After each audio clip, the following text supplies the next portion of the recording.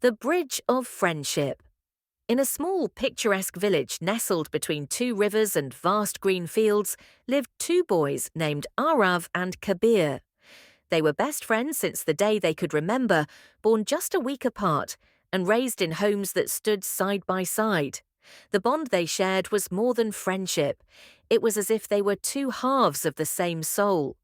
Arav was calm and thoughtful, always planning carefully before doing anything. Kabir, on the other hand, was bold and impulsive, eager to act without a second thought. Together, they balanced each other perfectly, like the sun and the moon, the river and its banks. Every day after school, the two would run off to their favorite spot, an old wooden bridge that crossed the wide river at the edge of their village.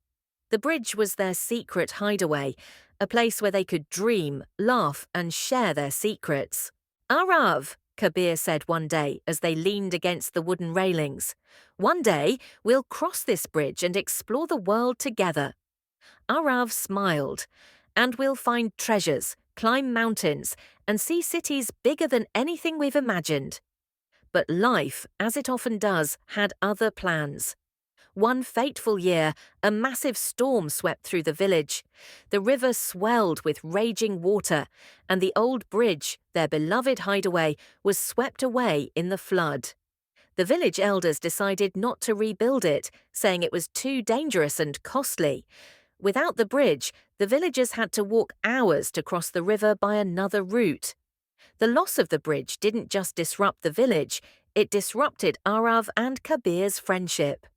Arav's family moved to the other side of the river to take care of his ailing grandparents. The boys promised to meet every weekend by taking the long route around the river. For a while, they kept their promise. Arav would walk miles to meet Kabir, and Kabir would do the same to visit Arav. They spent hours talking about their dreams and plans. But as time passed, life grew busier. Arav's responsibilities at home increased, and Kabir had to help his father with the family shop. The visits became less frequent, the letters fewer, and soon they stopped altogether. Years went by, and the two boys grew into young men. Arav became an architect, passionate about designing things that would last forever. Kabir, true to his bold nature, became a traveller, exploring distant lands and sending stories back to the village.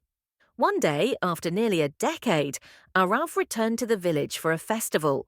He stood by the riverbank, staring at the empty spot where the old bridge once stood.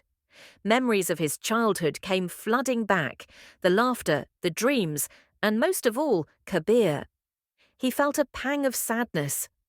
"Thinking about the bridge, aren't you?" came a familiar voice. Arav turned around to see Kabir, standing with a wide grin and a bag slung over his shoulder. "Kabir!" Arav exclaimed, rushing to hug his old friend. "It's been so